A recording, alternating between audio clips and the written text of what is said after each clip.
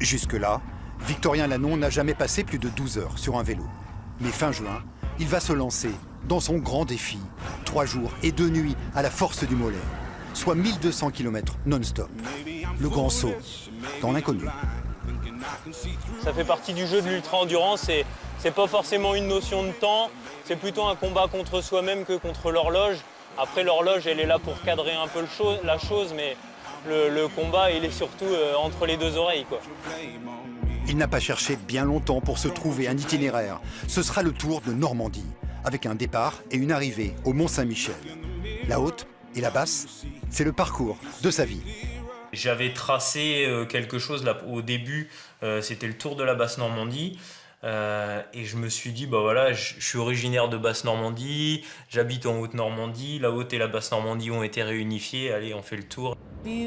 Victorien est du genre partageur, de cette génération des hyper connectés. Il met en ligne tous ses programmes d'entraînement et chacun de ses kilomètres parcourus. Tout est planifié à grands coups de logiciel, mais le jour J, tout risque de voler en éclats. Il y a des endroits magnifiques, hein, je pense, tout le Cotentin où on va passer, ou alors toute la partie Veule, toutes les différentes forêts du Perche et tout ça dans lesquelles je vais passer. Je peux aller faire toutes les sorties que je veux dedans d'une centaine de bornes, je vais voir les choses. Mais l'ultra-endurance, elle met l'émotion un petit peu sur orbite, quoi. Et je pense que de plus en plus de personnes cherchent ça aujourd'hui parce que c'est un moment où il y a grosso modo pas les vrais paramètres extérieurs de la vie connectée qui viennent se mélanger à nos émotions, quoi. Dans ce milieu de l'ultra-endurance, Victorien n'en est pas à son coup d'essai. Avant le vélo, il y a eu la course à pied et les trails en montagne. Il a beaucoup appris de ses erreurs et de ses souffrances. Il va disputer là son premier grand raid cycliste. Alors, rien n'est laissé au hasard dans sa préparation. De sa musculation à sa capacité d'adaptation.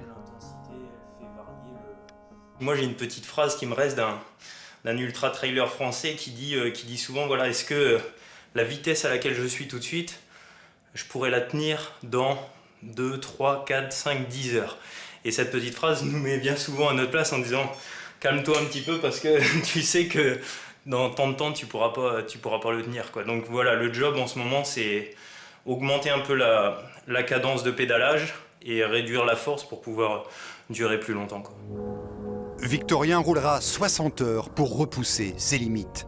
Il pédalera aussi pour l'association Rêve. Les 3 000 € qu'il a collectés reviendront à un enfant malade.